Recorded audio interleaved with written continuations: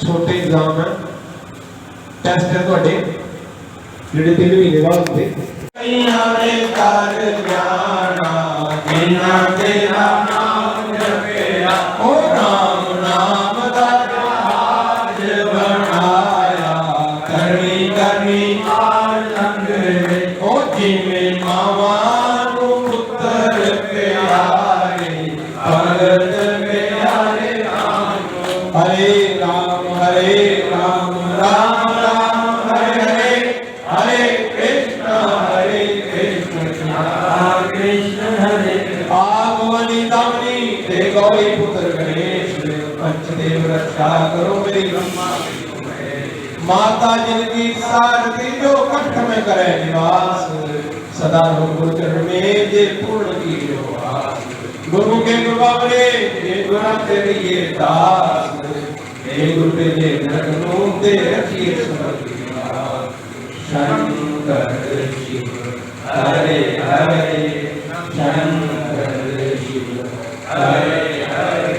आज भी तेरा आसरा ते कल भी तेरी आस, कड़ी कड़ी तेरा आसरा ते छेद तुम्हारा मास।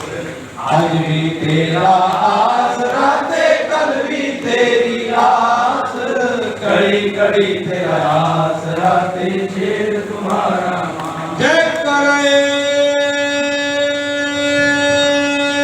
बोलो भीमा दैना,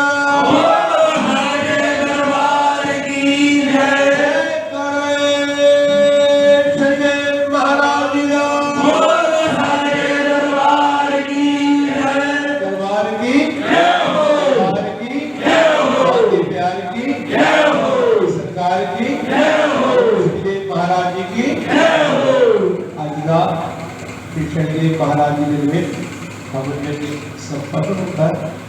हुण असीं पुष्पांजलि अर्पित करांगे।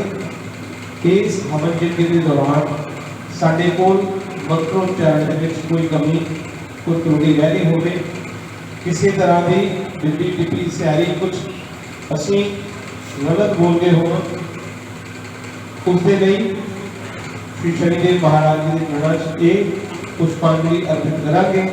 और इस हवन यज्ञ के विच कोई समग्री के विच साडे कोल त्रुटि रह गई होवे, असीं अबोध बालक है, सानू इस चीज़ों बारे नहीं पता है।